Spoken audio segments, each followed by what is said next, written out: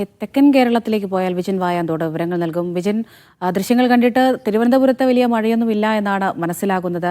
സംസ്ഥാനത്തുടനീളം നോക്കിയാൽ എന്തൊക്കെ മുന്നറിയിപ്പുകൾ ഇപ്പോൾ കാലാവസ്ഥാ നിരീക്ഷണ കേന്ദ്രം നൽകുന്നുണ്ട്? ഏതൊക്കെ ജില്ലകളിലാണ് മഴ മുന്നറിയിപ്പുള്ളത്?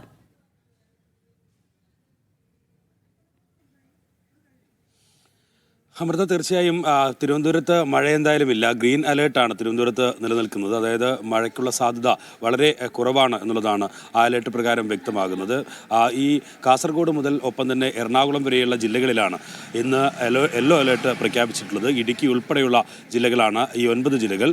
അവിടെ യെല്ലോ അലേർട്ടാണ്. പക്ഷേ യെല്ലോ അലേർട്ടിന് ആണെങ്കിലും ഓറഞ്ച് അലേർട്ടിന് സമാനമായ രീതിയിലുള്ള ജാഗ്രതാ നിർദ്ദേശമാണ് നിലവിൽ ജില്ലാ ഭരണകൂടങ്ങൾക്ക് നൽകിയിരിക്കുന്നത്. ശക്തമായ മഴ ഒറ്റപ്പെട്ട സമയങ്ങളിൽ പെയ്യാനുള്ള സാധ്യതയുണ്ട് എന്നുള്ളതാണ് കേന്ദ്ര കാലാവസ്ഥാ നിരീക്ഷണ കേന്ദ്രവും ഒപ്പം തന്നെ സംസ്ഥാന ദുരന്ത നിവാരണ അതോറിറ്റിയും ഒക്കെ നൽകുന്ന നിർദ്ദേശമെന്ന് പറയുന്നത്.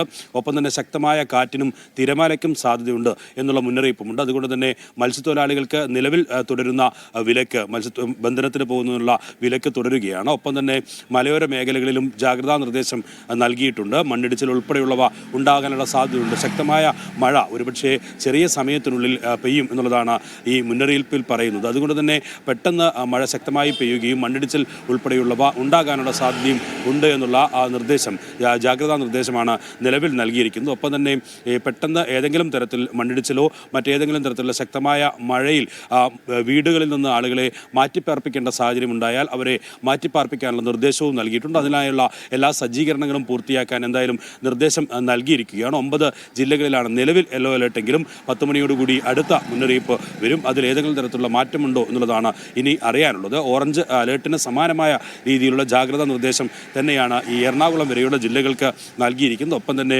തെക്കൻ ജില്ലകളിലും ജാഗ്രതാ നിർദ്ദേശമുണ്ട്. ശക്തമായ മഴയില്ലെങ്കിലും, മുന്നറിയിപ്പിൽ പറയുന്നില്ലെങ്കിലും, പക്ഷേ ഇവിടെയും ഒറ്റപ്പെട്ട സമയങ്ങളിൽ ഒറ്റപ്പെട്ട ചില മഴയ്ക്കും ഒപ്പം തന്നെ ഇടിമിന്നലോടുകൂടിയ ശക്തമായ മഴയ്ക്കുമൊക്കെ സാധ്യതയുണ്ട് എന്നുള്ളതാണ് കേന്ദ്ര കാലാവസ്ഥാ നിരീക്ഷണ കേന്ദ്രം വ്യക്തമാക്കുന്നത്. ഒപ്പം ഈ ചില ഡാമുകൾ തുറന്ന സാഹചര്യത്തിൽ അതിൻ്റെ പ്രദേശങ്ങളിൽ താമസിക്കുന്നവർക്കും മാറി താമസിക്കാനും ഒപ്പം തന്നെ ഏതെങ്കിലും തരത്തിൽ കൂടുതൽ ജലം ഒഴുക്കാനുള്ള സാധ്യത ഉണ്ടെങ്കിൽ അവിടെ നിന്ന് മാറാനുമുള്ള നിർദ്ദേശം പ്രാദേശിക ഭരണകൂടങ്ങൾക്കും നിലവിൽ നൽകിയിട്ടുണ്ട്. അമൃത.